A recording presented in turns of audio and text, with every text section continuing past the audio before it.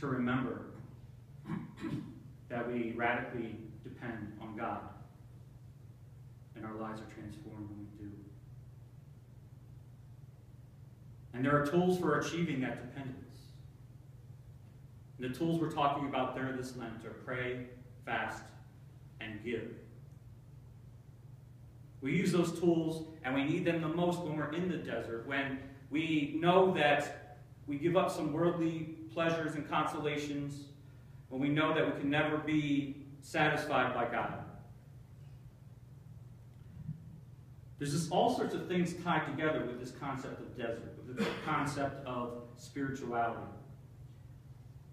You know, this past week, let me first tell you this. There is one of the most ancient Christian peoples that have lived in the desert for 2,000 years. They're known as Coptic Christians. They're from Egypt. Now, their tradition traces their spirituality back to, if you remember, after Jesus was born, they knew Herod was still out to get him. And so Mary and Joseph fled with Jesus to Egypt. And the Coptic Christians trace their tradition back to them, that there were those who got to know the Holy Family and started worshiping Jesus. We probably know that there were a group of men, many men, who had left Egypt to go to Libya to find work, to support their families, because there's been great famine and hardship, especially in the center of Egypt. And we probably know that 21 of those men were captured by ISIS in November and December, and were executed for their faith. I also think of a woman named Azia Bibi. She's a Christian living in Pakistan. Very poor, faithful Christian family. And one day there was some, also of course Christianity, as in Egypt, is very much minority. There was a dispute at the well where the women were gathering, and ultimately there was a claim made. No one really has any clue what happened. There was a claim made that she said something against the Prophet Muhammad, which is a capital offense in Pakistan. So she was convicted and is now on death row for her faith in Pakistan. And I reflected on these things today because, again, there's just that connection of the challenges of faith, people who remain heroic in their faith, the great challenges in our world, but also, to me, something about this seed and that connection to the lands of deserts.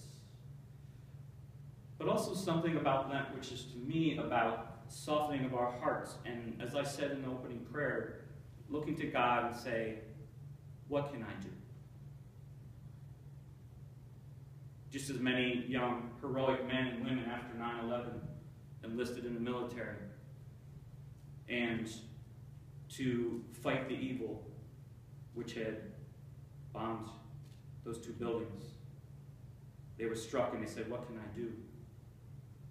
Now, we might not be called, although I don't know in prayer what any of us would be called to do, to get up and go to other places of the world. But I think it's necessary for us to reflect upon the injustice and suffering.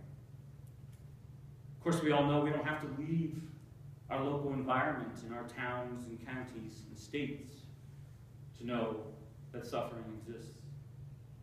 We have loved ones, members of this church, family, suffering from cancer and many other illnesses. We have families in the county who've lost loved ones due to tragedy. We have those who are literally barely getting by,